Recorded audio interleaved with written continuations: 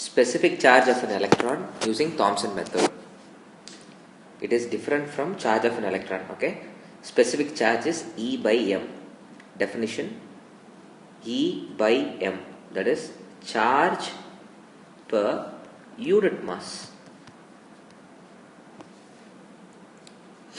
We know the value of E, which is 1.6 into 10 to the power minus 19 coulomb. We know the value of m, which is 9.11 into 10 to the power minus 31 kilogram. So this fellow Thomson, he found out E by m, that is 1.6 into 10 to the power minus 19 by 9.11 10 to the power minus 31. Okay, without actually knowing these two values, he found out the value of E by m, which happened to be 1.7592 into 10 to the power 11. Obviously from your unit is coulomb per kilogram. So how did he find out E by m value is what the whole concept is. Sorry. So as we know it, the aim of the question is to find the specific charge of an electron. To find specific charge of an electron. Okay. What is the principle that he made use of? The principle was very simple, that electrons, basically electrons, cathode rays, which are electrons, they get deflected by both electric field as well as magnetic field. This is the concept behind it. Okay. Now let me show it in a diagram.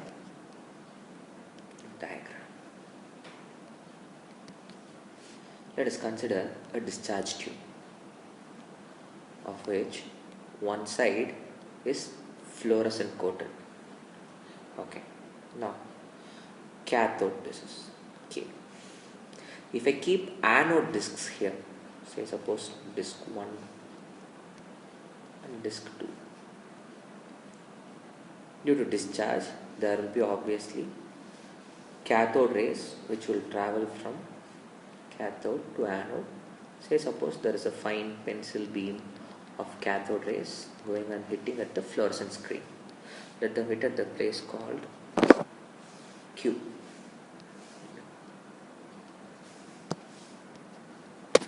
Okay, and now as the principle says, what if I keep an electric field here? Okay, what is this? How electric field? Say suppose this is plate 1 and this is plate 2. Okay, so I have supplied with an electric field now. The cathode rays which travelled straight till here now would get deflected and go and hit at a place Q1 because of this positive charge plate. The place where it hit previously was Q, now it got hit at a place called Q1. I gotta find out or measure the distance between them both, call it as Y. Okay. Now we see a deflection of cathode rays from this path to this path. Now I want to make the beam to again come back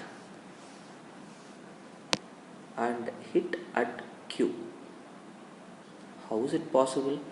It is possible if I gonna keep magnetic fields perpendicular to the electric field. Oh, that way, what am I doing?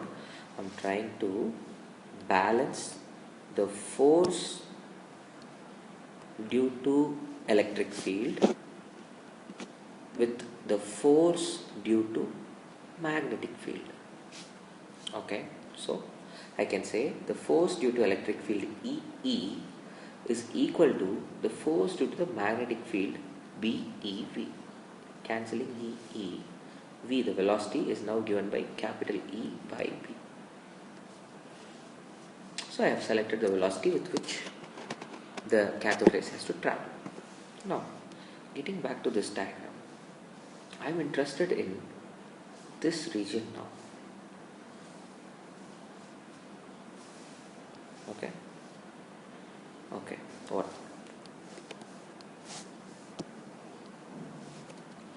I'm going to call the length of the plates as L. I'm going to call the time taken for the cathode rays to travel as T.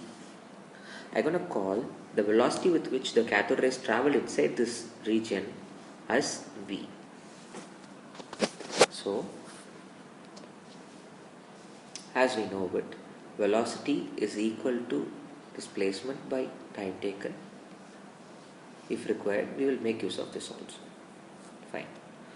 Again now, there is cathode ray or electrons which happen to travel straight first, but because of an electric field got deflected and went down like this, right? I'm interested in this region. I'm going to call this length or this distance with which it traveled down as y1. Okay. We know that S is equal to ut plus half at square. The velocity, initial velocity with which it is thrown down is 0, and also the displacement that happened was y1. So it is y1 is equal to u0, so gone, half at square. Now, how to get the acceleration? We know one more formula, that force due to electric field E is equal to mass into acceleration. So instead of acceleration, I can write E by m. Okay. So this y1 will now become half into E by m into t square. Okay. What do we know about t? Oh, from here I can write t is equal to L by V. Yes. So I want to write half E by m into L by V the whole square in the place of t square. Now, we also know V, the velocity, is equal to E by B. So I'm going to write this as half E by m L by E by B. So it will become like this, the whole square. Oh, okay. So we're going to get half E by m L square B square by capital E square, of which one of the E will get cancelled. You have got y1 here, right? Yeah. Now, do we see E by m here? Yeah, that's what we're going to calculate now. Okay, good. If you go to this diagram, did you happen to see that y1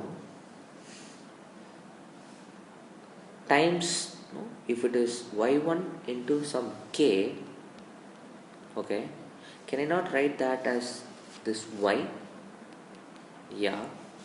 So instead of y1, I can write, as we know, k into y1 is y. Instead of y1, I can write y1 as y by k, which will give us y by k is equal to half E by m L square B square by E. So if you want E by m, keep it on one side. So E by m is equal to 2y capital E by k L square B square. Now, what all we know? From the screen, we know the value of y. Yeah. We know we are the one who supplied electric field, so we know the value of electric field. We know the length of the plate. We know the magnetic field. And k is a constant, 2 is a constant. Substituting all these values, you will end up getting the value of E by m to be 1.7592 into 10 to the power 11 coulomb per kilogram. Thus, the value of E by m, that is specific charge of an electron, is found. Thank you.